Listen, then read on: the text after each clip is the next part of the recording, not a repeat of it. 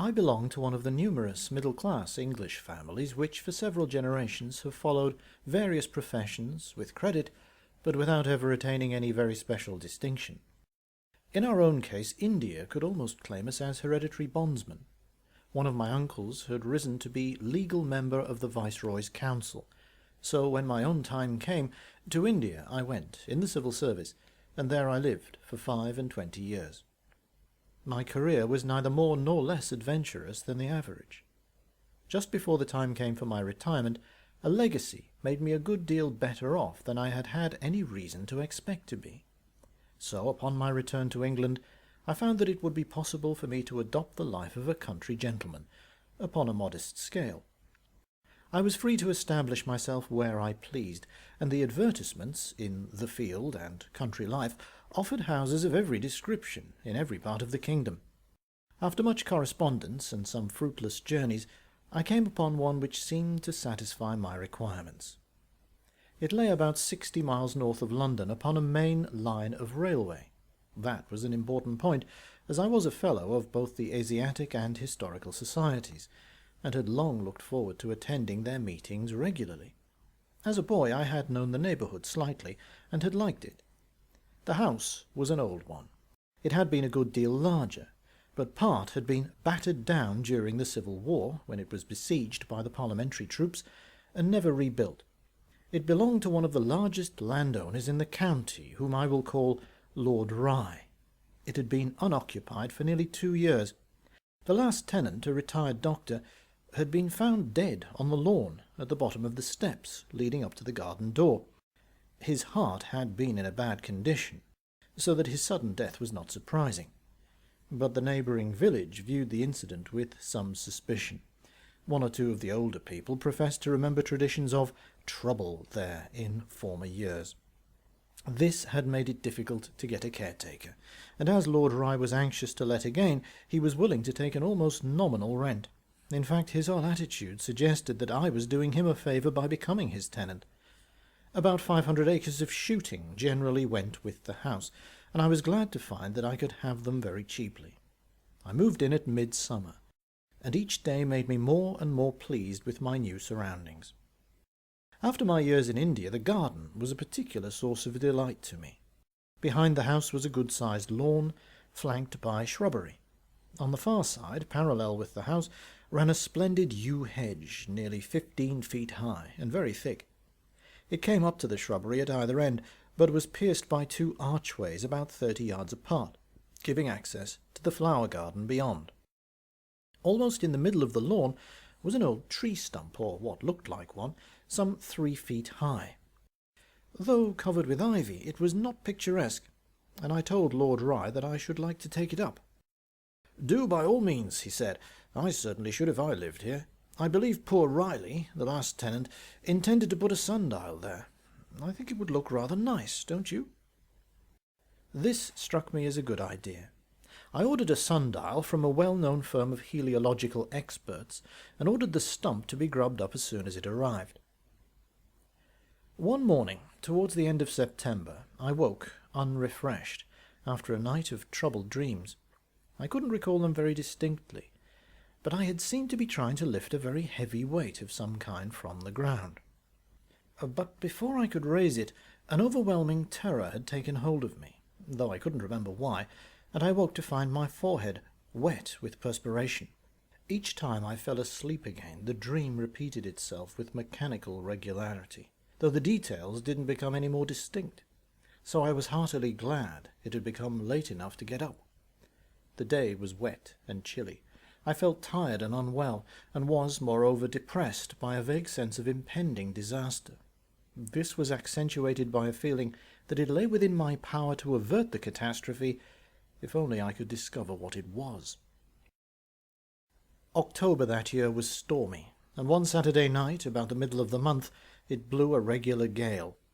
I lay awake long listening to the wind, and to all the confused sounds which fill an old house in stormy weather. Twice I seemed to hear footsteps in the passage. Once I could have almost sworn my door was cautiously opened and closed again. When at last I dropped off, I was disturbed by a repetition of my former dream, but this time the details were rather more distinct. Again I was trying to lift a heavy weight from the ground, but now I knew that there was something hidden under it. What the concealed object might be, I couldn't tell, but as I worked to bring it to light, a feeling began to creep over me that I did not want to see it. This soon deepened into horror at the bare idea of seeing it, though I had still no notion what manner of thing it might be. Yet I could not abandon my task. At this point I woke, to find myself shaking with fright, and repeating aloud the apparently meaningless sentence, "If you'll pull, I'll push." I didn't sleep for the rest of that night. Beside the noise of the storm, the prospect of a repetition of that dream was quite enough to keep me awake. To add to my discomfort, a verse from Ecclesiastes ran in my head with dismal persistence. "But if a man live many years and rejoice in them all, yet let him remember the days of darkness, for they shall be many." Days of darkness seemed to be coming upon me now, and my mind was filled with vague alarm. The next day was fine, and after church I thought I would see how my fruit trees had fared during the night. The kitchen garden was enclosed by a high brick wall. On the side nearest the house there were 2 doors, which were always kept locked on Sunday. In the wall opposite was a trap-door about 3 feet square, giving on to a rather untidy piece of ground, partly orchard and partly waste. When I'd unlocked the door, I saw, standing by the opposite wall, a figure. His neck was abnormally long, and so malformed that his head lolled sideways onto his right shoulder in a disgusting and almost inhuman fashion. He was bent almost double, and I think he was misshapen in some other respect as well.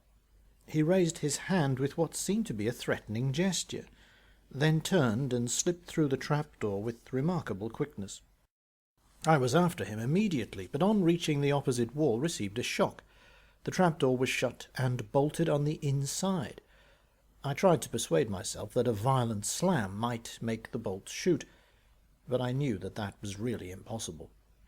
After a little hesitation I opened the trap, and as there was nothing to be seen, got through it and went up to the top of the orchard, where the kennels lay.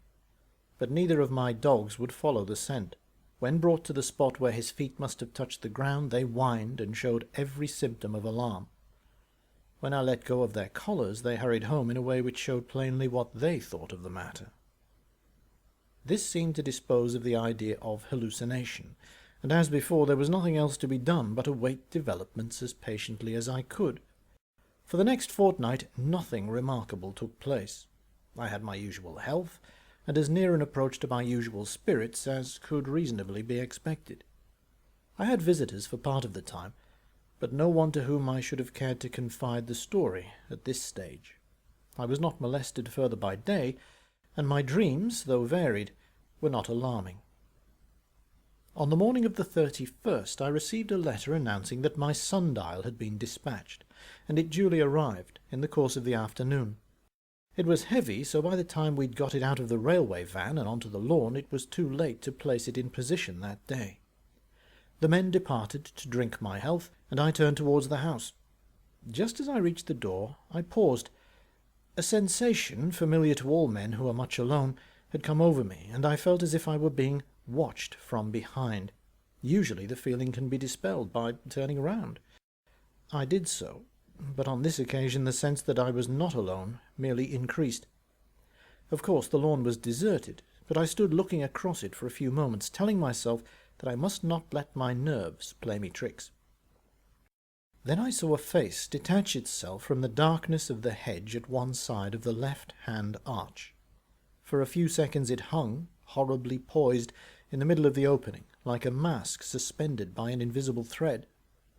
Then the body to which it belonged slid into the clear space. There could be no mistaking his bowed form and distorted neck, but now his appearance was made additionally abominable by his expression. The yellow sunset light seemed to stream all round him, and showed me features convulsed with fury. He gnashed his teeth, and clawed the air with both hands.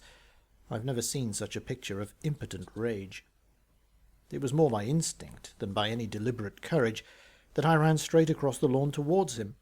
He was gone in a flash, and when I came through the archway where he'd stood, he was hurrying down the side of the hedge towards the other. He moved with an odd, shuffling gait, and I made sure that I would soon overtake him. But to my surprise, I found that I could not gain much. His limping shuffle took him over the ground as fast as I could cover it. In fact, when I reached the point from which I'd started, I thought I'd actually lost a little. When we came round for the second time, there was no doubt about it. This was humiliating, but I persevered, relying now on superior stamina. But during the third circuit, it suddenly flashed upon me that our positions had become reversed. I was no longer the pursuer. It, whatever the creature was now chasing me, and the distance between us was diminishing rapidly. I'm not ashamed to admit that my nerve failed completely. I believe I screamed aloud. I ran on, stumbling helplessly as one runs in a dream, knowing now that the creature behind was gaining at every stride. How long the chase lasted, I do not know, but presently I could hear his irregular footstep close behind me, and a horrible dank breath played about the back of my neck. We were on the side towards the house when I looked up and saw my butler standing at the garden door, with a note in his hand. The sight of his prosaic form seemed to break the spell which had kept me running blindly round and round the hedge. I was almost exhausted, but I tore across the lawn, and fell in a heap at the bottom of the steps.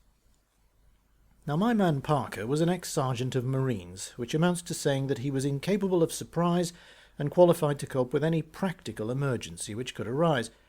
He picked me up, helped me into the house, gave me a tumbler of brandy diluted with soda water, and fortified himself with another, without saying a word. How much he saw, or what he thought of it, I could never learn, for all subsequent approaches to the question were parried with the evasive skill which seems to be the birthright of all them that go down to the sea in ships.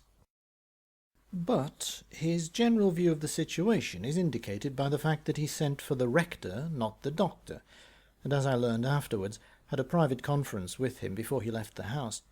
Soon afterwards he joined the choir, or, in his own phrase, assisted with the singing in the chancel, and for many months the village church had no more regular or vocal attendant. The rector heard my story gravely, and was by no means disposed to make light of it. Something similar had come his way once before, when he had the charge of a parish on the Northumbrian border. He was confident, he said, that no harm could come to me that night if I remained indoors, and departed to look up some of his authorities on such subjects. The night was noisy with wind, so the insistent knocking which I seemed to hear during the small hours at the garden door and ground-floor windows, which were secured with outside shutters, may have had no existence outside my imagination. Early next morning the rector appeared, saying that he thought he'd got a clue, though it was impossible to say yet how much it might be worth. He'd brought with him the first volume of the parish register, and showed me the following note on the inside of the cover. October the 31st, 1578. On this day John Croxton, a poor man, hanged himself from a beam within his house. He was a very stubborn popish recusant, and the manner of his death was in accord with his whole life. He was buried that evening at the crossroads. It is unfortunate, continued the rector, that we have no 16th century map of the parish, but there is a map of 1759, which marks a hamlet at the crossroads just outside your gate. The hamlet doesn't exist now, but it used to be called New Cross. Now this house is known to have been built between 1596 and 1602. The straight way from Farley to Abbotsholme would lie nearly across its site. I think, therefore, that the Elizabethan Lord Rye diverted the old road when he laid out his grounds. That was also account for the loop which the present road makes.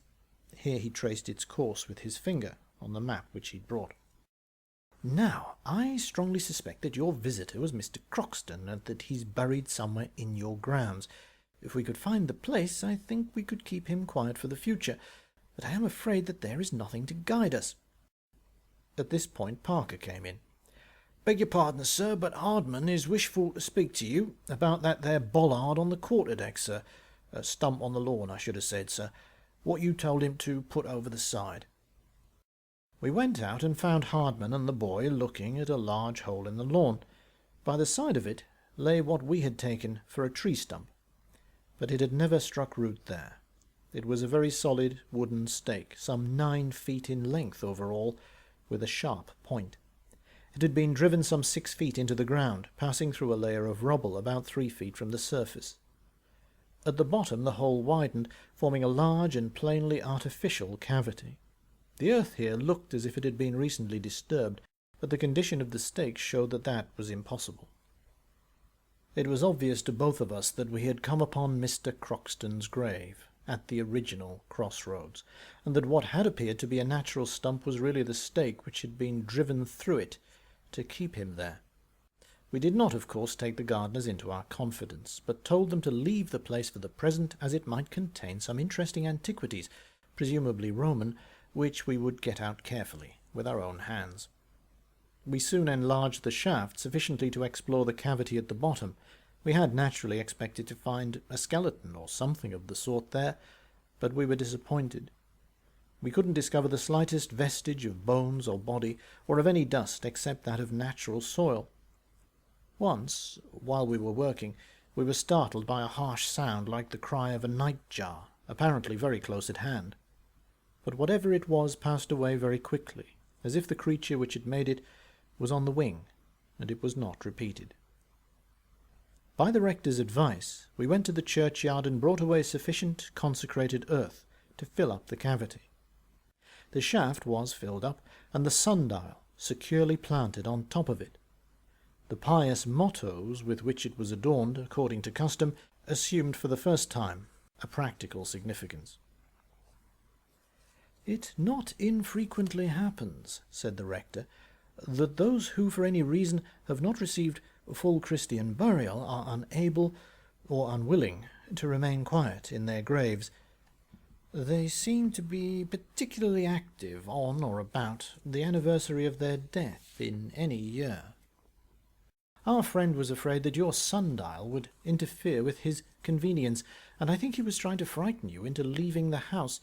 Of course, if your heart had been weak, he might have disposed of you, as he did of your unfortunate predecessor. But I very much doubt whether he could have inflicted any physical injury on you if he'd caught you yesterday afternoon." Said I. "You might be right there, but I'm very glad that I shall never know." Next day Parker asked for leave to go to London. He returned with a large picture representing King Solomon issuing directions to a corvée of demons of repellent aspect, whom he had, according to a well-known Jewish legend, compelled to labour at the building of the temple. This he proceeded to affix with drawing pins to the inside of the pantry door. I ventured to make some comment on the singularity of the subject, but Parker was, as usual, impenetrable. "Begging your pardon, sir," he said, "there's some things what a civilian don't never have no chance of learning, not even if he had the brains for it. I done me 21 years in the service, and," pointing to the figure of the king, "you may lay to it that that there man knew his business."